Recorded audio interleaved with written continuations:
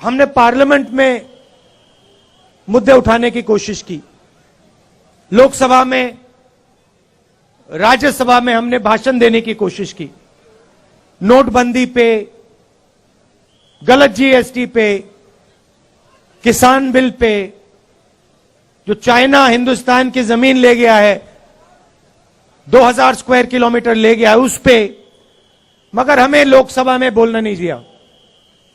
जैसे ही हम बोलने की कोशिश करते थे, माइक ऑफ कर दिया जाता था। मैंने भाषण के शुरुआत में आप सबसे कहा, प्रेस के हमारे जो मित्र हैं उनका यहां मैंने स्वागत किया, मगर इनका भी काम लोकतंत्र की रक्षा करने का होता है। टीवी पे, अखबारों में, मैगजीन्स में सच्चाई रखने का इनका काम होता है।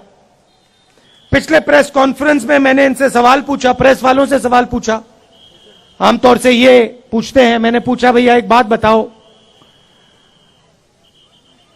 आप नरेंद्र मोदी जी का चेहरा 24 घंटे दिखाते हो, आप ऐश्वर्या राय जी की बात करते हो,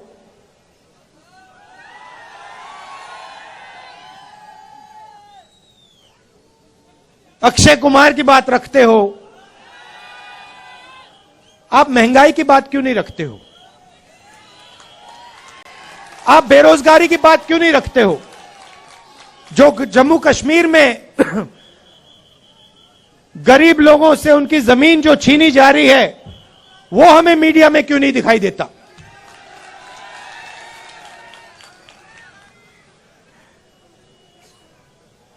जो कश्मीरी पंडितों के साथ यहां सरकार अन्याय कर रही है। आज सुबह मेरे से मिलने एक डेलीगेशन आया और उन्होंने अपनी बात रखी। मैं हैरान हो गया। उन्होंने कहा, और मैं मीडिया के सामने ये कहना चाहता हूं, उन्होंने मुझसे कहा कि जब उनका डेलीगेशन लेफ्टिनेंट गवर्नर के पास गया तो लेफ्टिनेंट गवर्नर ने उनसे कहा कि तुम्हें भीख नहीं मांगनी चाहिए। यह देखिए, लेफ्टिनेंट गवर्नर ने कश्मीरी पंडितों के डेलीगेशन को कहा कि आपको भीख नहीं मांगनी चाहिए। लेफ्टिनेंट गवर्नर जी, ये भीख नहीं मांग रहे हैं, ये अपना हक मांग रहे हैं। और अगर आपको कुछ करना चाहिए तो आपको इनसे माफी मांगनी चाहिए।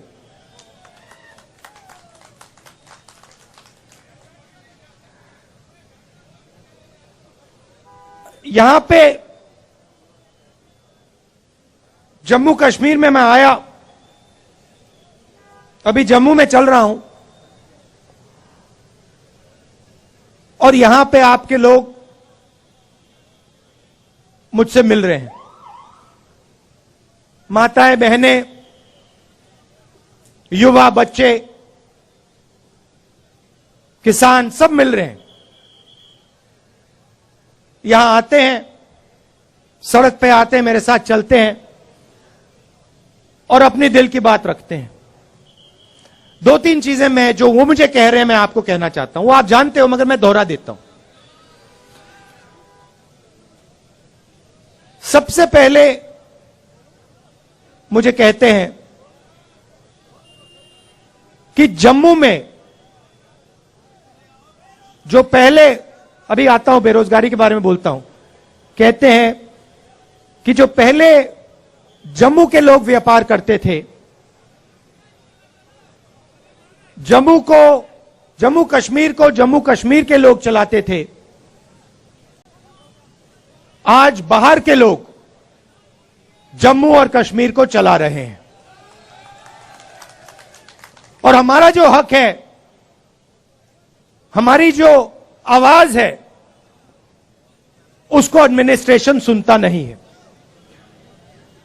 सारा का सारा ट्रेड बाहर के लोग कर रहे हैं, जम्मू कश्मीर के लोग देखते रह गए। पहली बात। दूसरी बात, हिंदुस्तान में सबसे ज्यादा बेरोजगारी जम्मू कश्मीर में है और जम्मू में है। तो यहां पे स्टूडेंट्स पढ़ाई करते हैं, कोई इंजीनियर बनना चाहता है, माता पिता शिक्षा के लिए पैसा देते हैं, कोई डॉक्टर बनना चाहता है,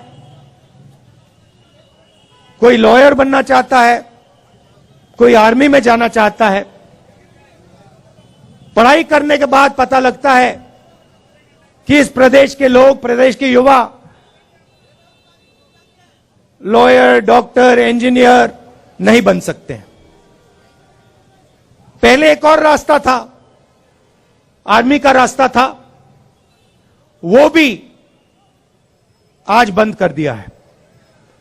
बीजेपी के लोग नई योजना लाए हैं, अग्निवीर योजना लाए हैं,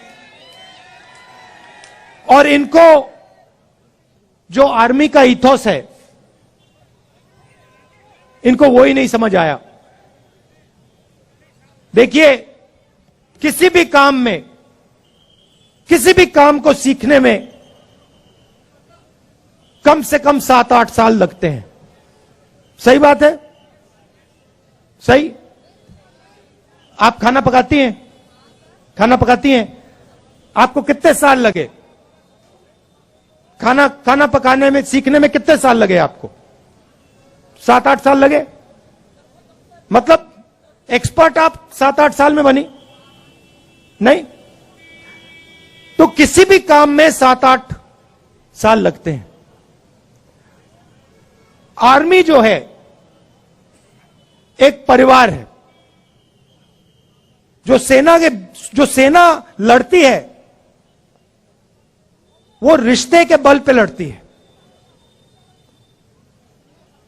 सैनिकों के बीच में जो रिश्ता होता है, उसके बल पे लड़ती है। वो रिश्ता 1-2 साल में बनता ही नहीं है। वो रिश्ता, उस रिश्ते को बनने के लिए, मजबूत होने के लिए कम से कम 7-8 साल लगते हैं। ये जो बीजेपी के लोग हैं, इनको ये बात समझ नहीं आई। ये सोचते हैं कि आर्मी की ट्रेनिंग 6 महीने में हो जाएगी, जो सीखना है वो 6 महीने में हो जाएगा। बिल्कुल नहीं। आर्मी में सालों लगते हैं एक सैनिक को तैयार करने के लिए। सालों लगते हैं उस सैनिक और दूसरे सैनिकों के बीच में रिश्ता बनाने के लिए। तो ये अग्निवीर योजना जो है, ये हिंदुस्तान की सेना को कमजोर करने की योजना है। और ये बेचारे जो हमारे आर्मी के लोग, ये कह नहीं सकते हैं, मगर मैं जानता हूं अगर इनसे पूछा जाए तो ये सारे के सारे कहेंगे कि ये अग्निवीर योजना के खिलाफ है, अग्निवीर योजना गलत है। तो वो रास्ता जो था वो भी बंद कर दिया इन लोगों ने। पहले युवा आर्मी में जाता था, 15 साल की उसकी सर्विस होती थी, उसके बाद उसको पेंशन मिलती थी। अग्निवीर योजना में 4 साल की सर्विस होगी, उसके बाद सैनिकों को घर भेज दिया जाएगा, उनको कोई पेंशन नहीं मिलेगी। तो ये जो देश का आर्मी के साथ रिश्ता है, इससे खिलवाड़ कर रहे हैं।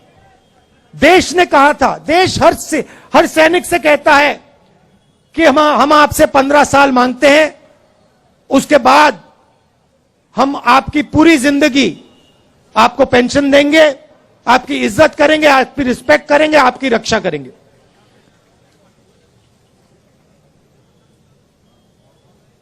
तो ये अग्निवीर योजना जो पहले युवाओं के लिए एक रास्ता था, ये भी इन्होंने बंद कर दिया। बेरोजगारी क्यों आ रही है?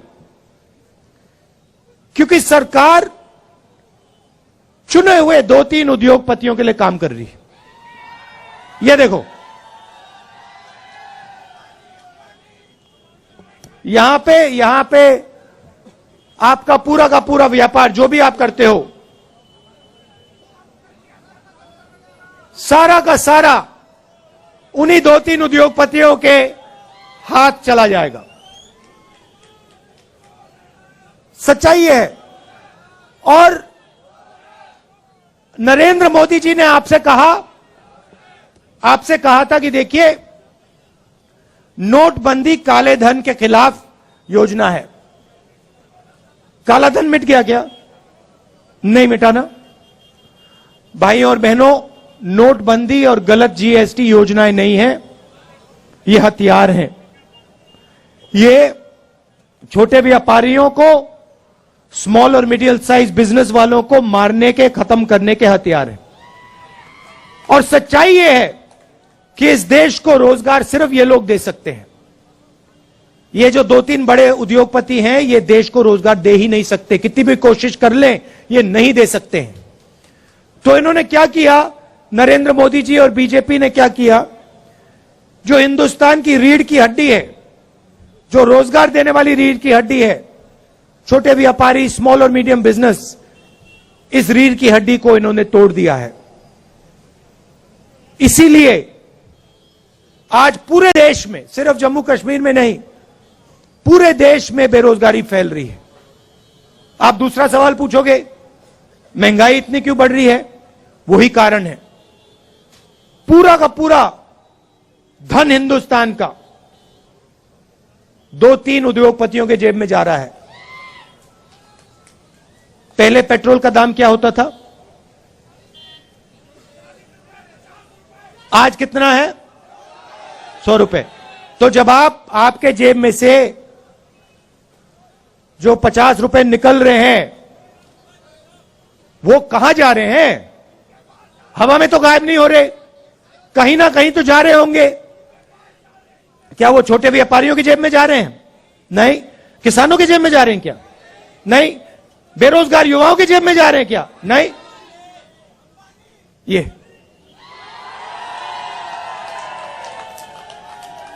गैस सिलेंडर के दाम बढ़ रहे हैं, उसका पैसा कहां जा रहा है? वो भी 3-4 लोगों के पास। अभी यहां पे आपका सेब आते हैं, सेब बिकते हैं, फायदा किसको जाएगा देख लेना। तो पूरा का पूरा धन, देश का पूरा धन 3-4 लोगों के हाथ में जा रहा है, और बाकी हिंदुस्तान बेरोजगारी, महंगाई का सामना कर रहा है। इसलिए हमने ये यात्रा कन्याकुमारी से कश्मीर तक शुरू की, और इसमें आपने हमारी जबरदस्त मदद की है। आप ये मत सोचिए कि 3,500 किलोमीटर चलना आसान है। यह आसान काम नहीं है। जब हमने शुरू किया था, हमने सोचा कि ये देखो काफी मुश्किल काम है, मगर चलने के बाद पता लगा ये तो आसान है, कोई मुश्किल नहीं है इसमें।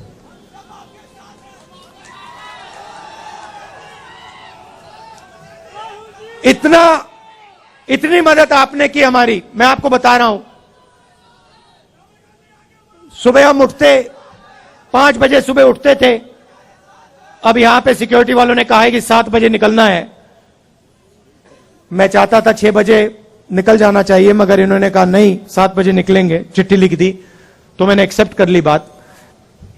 मगर हम निकलते थे सुबह, पूरा दिन चलते थे। 25-27 किलोमीटर बाद ऐसे लगता था कि पहला किलोमीटर चल रहे हैं, थकान ही नहीं होती थी बिल्कुल।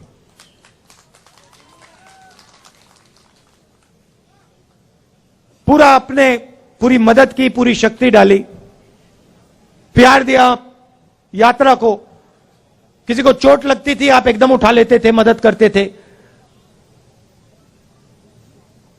काफी लोगों को चोट लगी, अस्पताल जाना पड़ा, आपने एकदम मदद की। हमारे यात्री समर्थन, आपको जो आपका स्टेटहुड है उसको रीइंस्टेट करने में पूरा हम दम लगा देंगे। आपने इतना प्यार दिया, दिल से आपका मैं धन्यवाद करना चाहता हूं। और अभी हम आपके साथ और चलेंगे, आपसे मिलेंगे। इसके लिए बहुत बहुत धन्यवाद। मेरे साथ बोलेंगे, नफरत छोड़ो, नफरत छोड़ो, नफरत छोड़ो, नफरत छोड़ो, नफरत छोड़ो, नफरत छोड़ो, नफरत